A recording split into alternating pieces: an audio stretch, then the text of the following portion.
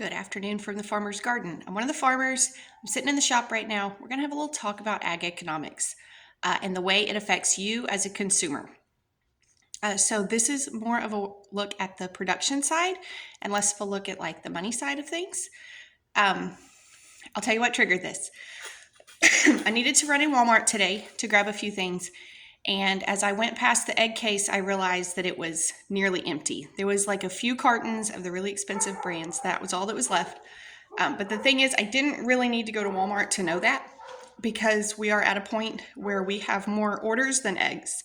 And every time we have more orders than eggs, it's because of one thing. It's because they're low in the grocery store, meaning like low inventory in the grocery store, or it's because those prices have really gone up, usually a combination of the two. So I knew that eggs were kind of scarce. I knew the price was high. I didn't walk by today to see the price, but I looked at it almost a week ago, and our eggs are currently for the same type of eggs, so cage-free, large brown eggs, which we have green eggs, not brown, but the same type of thing. They are actually more expensive in Walmart than they are buying from us. So anytime that happens, we start to sell eggs. What I want to talk about is supporting your local farmer or rancher. I want y'all to eat food that you source locally. That's important to our business. Obviously, we don't make money if people aren't supporting us, but also the reason that we have developed this farm and developed our business is because we believe that local food is tastier and in some ways healthier for you. Now, again, I'm never going to tell you that food that you buy in the grocery store is going to kill you. I'm not going to scare you to death. Oh my gosh, if you buy eggs at the store, you're in danger. None of those things.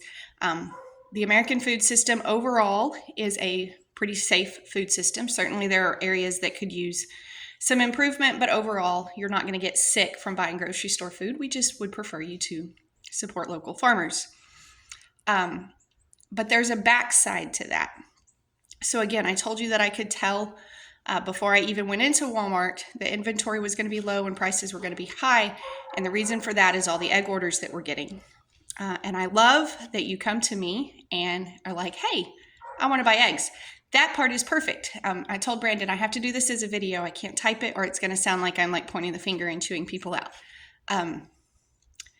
It doesn't quite work that way. You can't not support local farms all year long, and then when you're in a panic situation, suddenly want the local farms to be there. Unfortunately, it just doesn't work that way. So our absolute fastest turnaround time for a product, if you go, oh my gosh, this thing isn't in the store, I've got to have it, plan it for me, get it for me now. Our very minimum turnaround time is about a month, and that's for radishes and lettuce, maybe spinach. That's what we can provide for you in a month's time. So if you suddenly panic and go, it's not in the store, find a local farmer, chances are the farmer cannot react quickly enough to meet that need. And the local farmers want to meet that need. We certainly want to be like, oh yeah, buy all the chickens, have all the chickens, do all the things. Here's the problem specifically with eggs. Since eggs is what brought us here today, we'll talk about eggs.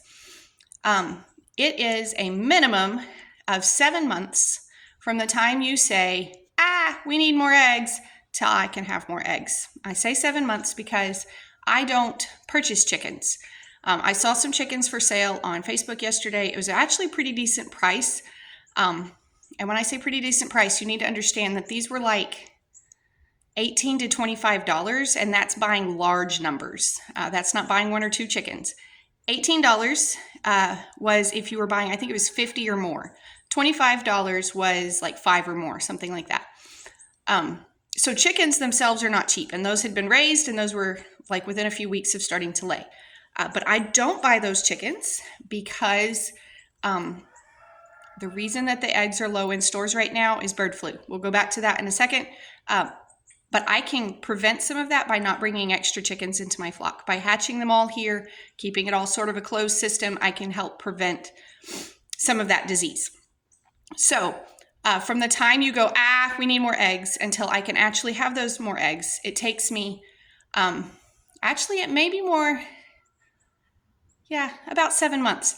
It's going to take me about a week to start collecting eggs and get them in the incubator, give or take, depending on how many I need to put in the incubator. it's at least 3 weeks from the time they go in the incubator until they hatch. And we've had incubator issues this year, so we've had several failed hatches, which has put us off further. So from the time we said, okay, bird flu is kind of a thing, we need to get more eggs, we need to do more, which we do every spring anyway, loading the incubator all these times, we've had several failed incubator hatches. Obviously, that's not your fault, but it's a thing that we have to include in our timing for this. So then it's 3 weeks in the incubator. Let's say we get a wonderful hatch rate, 95% of the eggs hatch. And if I had 80 of them in there, now I've got 80 or 95% of that. I can't do that math in my head quickly. We'll just say 70 eggs hatched. That's not quite 95. But anyways, of those, about half are going to be roosters. So if 70 chicks hatched, now roughly 35 of them are hens and roughly 35 are roosters. The roosters don't do me any good because I'm not selling the meat. Now we do occasionally, but that's not the part that y'all are asking me for. You're not saying, hey, we want more rooster meat. You're saying we want eggs. So now I've only got 35 more chicks, roughly, because it's roughly 50%, but sometimes it would be more like 45 and 30 or, whatever. So then I start to raise those chicks. Our chicks from our cross have been starting to lay at around 18 weeks, which is early. Most of the time it's around 21 weeks. So you're looking at about 6 months before they start to lay. And right at first, those eggs are little bitty, and so sometimes we don't even sell them because they're so little. So then we've got to wait a few more weeks to get them up big. But if everybody's demanding eggs, those little ones are going in too. Sometimes we'll eat them, but if we've got 35 chickens now laying little bitty eggs, we don't need that many. So some of them are going to go out. Some of them won't because they'll still be too small. But either way, we're looking at about 7 months. So from the time you walk in the grocery store and go, oh my goodness, there's not many eggs, or the eggs are more expensive, or whatever the situation is, and you start to try to find a local farmer, until the local farmer can actually respond to what you're asking for, you're talking about 7 months. From collecting the eggs, incubating the eggs, hatching the eggs, raising them, feed, all the whole time until they start to lay, roughly 7 months. That's not a quick reaction time. So I want you to reach out to me. I want you to say, hey, I need eggs. There's not any in the grocery store. But when there's not any in the grocery store, you have to understand that you're not the only person asking for them and that I cannot respond quickly to that. So our business has to grow at a steady pace that lets us sell what we have. I do not like to collect eggs and then end up with a whole bunch of them that I can't sell. Some farmers just feed them back to their chickens, or they'll find a hog farmer and they'll sell them there, or they'll do whatever. I don't like to do that. I don't like to waste eggs. Already in 2025, and it's only January, we have already sent, I think it was 20 or 22 dozen eggs have already been donated because they didn't sell. So I can't just collect insane numbers of eggs if I'm not selling them. Because then they end up donated, which is fine. They were used that way. It doesn't pay for the feed that way, so that's a problem. But you see that I have already had a situation in 2025 where I was not selling the eggs as fast as I was picking them up. So I couldn't be growing my flock super fast because then I would be growing a flock and collecting eggs that I didn't have a market for. Now we have a market all summer long when we're actually at farmers market. That's kind of the kicker. That's sort of why I'm here. And again, this is why I told Brandon it's going to feel like I'm pointing the finger like this, bossing people, not flipping you off. It's going to feel like I'm sort of fussing at you. But if you want local farmers to have product available to you, you have to support them year round. And I recognize that we are not terribly convenient. This time of year, you either have to drive to Winona to find us, or Tuesday afternoons in Tyler. We might come meet you in Kilgore. There's a few different options. We try to work with you some, but I'm not delivering. My eggs are not just sitting at Walmart when you walk in. And I understand that when you go to Walmart or Brookshire's or wherever you shop, you want to be able to just get it all right then. You don't want to have to think about it. So I'm inconvenient in many ways. And the same is true with our vegetables and all those things. Maybe you want to go to the market and you want to buy vegetables in the summer, but you don't know for sure. Will they have tomatoes? Will they be out of squash when I get there? But you know it's right there in the store.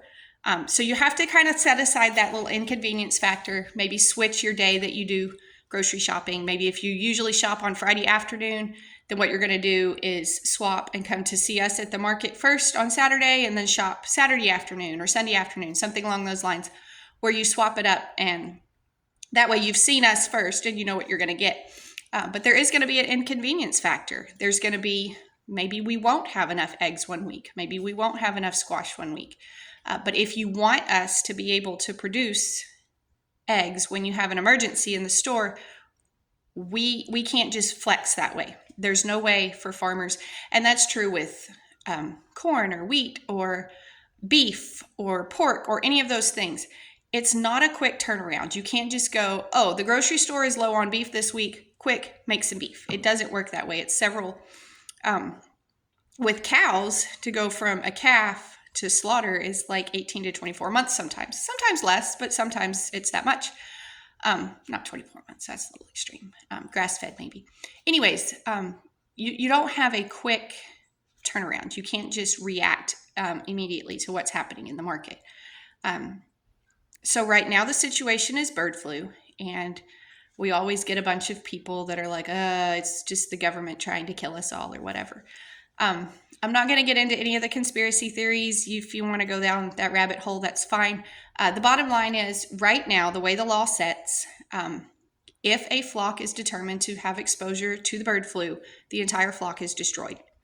And essentially what that does is limit the spread of the disease. So we say, we've got 5 chicken houses here. This house has it. Kill them all. And that hopefully stops it from going to the next 4 or 5 or whatever is there. That obviously doesn't always work. Sometimes by the time you detect it in this chicken house, the others are already exposed and they end up having to be destroyed too.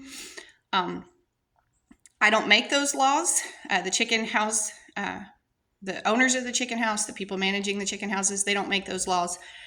They're just kind of bound to abide by them. And originally those laws were there to stop the spread of disease.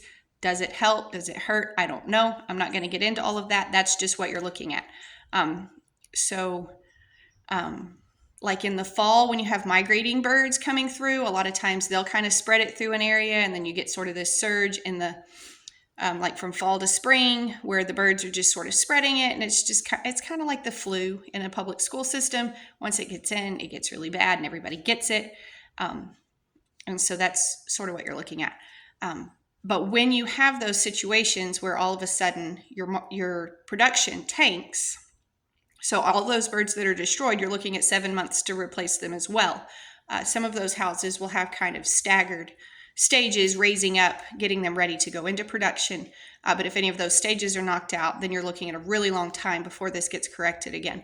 So you're looking at that same 7 months.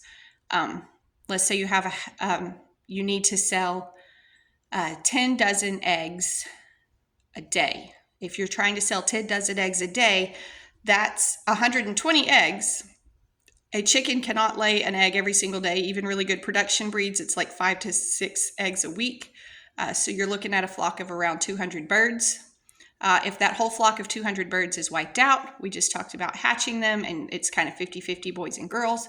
So you're looking at needing to hatch over 400 eggs to replace your 200 eggs, or your 200 layers. Those eggs have to come from somewhere. So if the egg production, the hatchery production has been disrupted somewhere, that messes it up. And then you're looking at the same 3-week hatch time, plus the raising them out, the 6 months until they start to lay. So all of this is going to be slow. And this is a long kind of egghead video. It gets into all the sort of facts and stuff on it. But I just want you to understand that farmers, especially small local farmers like ourselves, we want to be able to provide you with the product. And when the grocery store doesn't have it, we do a little bit of a happy dance, like, woo, we're going to get a few more sales. But the problem is we can't respond quickly to it. So if you want us to have eggs for you when you have an emergency in the store and the store doesn't have them, what we need from you is for you to support us all year. So that might look like ordering your eggs for pickup once a week or every 2 weeks, or maybe you order a whole bunch at a time so you can go longer without having to meet us, since we are a little bit more inconvenient. Eggs actually have a very long shelf life. That's a video for another day, but you can kind of stock up at one time. There are ways to work around the inconvenience. But if we know that our trend is growing, that we need more eggs, then we can hatch more chicks, we can raise more chickens, we can expand our houses, we can do the things that we need to do. We just can't do it quickly. So basically, I just want you to understand that your farmers, your local farmers, want to help you. We just need you to work with us so that we know ahead of time how to help you. We need you making those orders year round and supporting us year round, not just when there's an emergency, because our hands are sort of tied in the emergency. Anyways, thank y'all for stopping by the farm today. I hope I made a little bit of sense. I hope you learned something. Y'all be sure and tell your friends about us and come back when you can stay longer. Also, if you need eggs, get those orders in because I'm about a week out on orders right now, so get those orders in quickly.